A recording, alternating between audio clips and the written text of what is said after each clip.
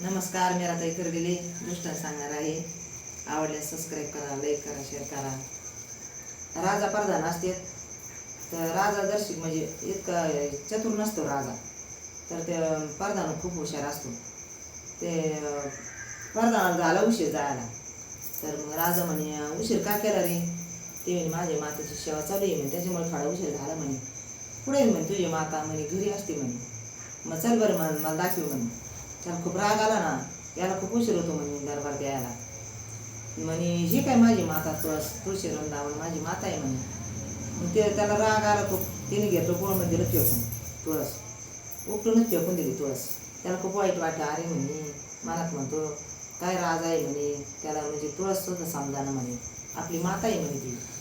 मग ती म्हणे आता नाही व्हायचं करू उशीर, आता काय माताची पूजाच करायची नाही म्हणे, तुझी माताच राहिली नाही म्हणे आता. बरं ते हुशार असतो मग पारधा. ती म्हणे बरं म्हणे आपण राजाला भारी व्हायचं म्हणे. दुसऱ्या दिवशी त्यांनी उशीरच केला. तिने आज खूप उशीर केला पारधाना. ती म्हणे माझ्या पितेची सेवा चालू आहे म्हणे, तुझे पिता कुठे आहे म्हणे, आता मला सांग म्हणे पटकन. ती जंगलात असतेत म्हणे.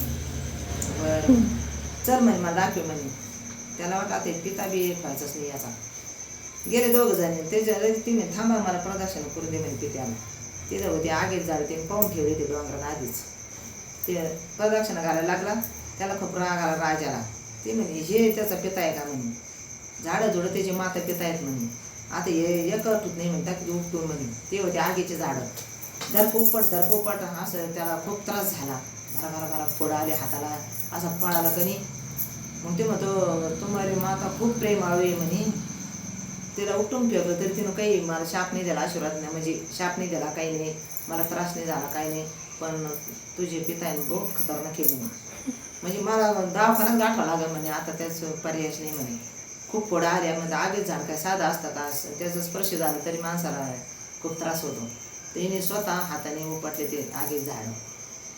म्हणजे चुकलं भाऊ माझ्याकडून, तुम्हारे पिता बहुत खतरनाक आहे म्हणे. आवडल्यास नमस्कार.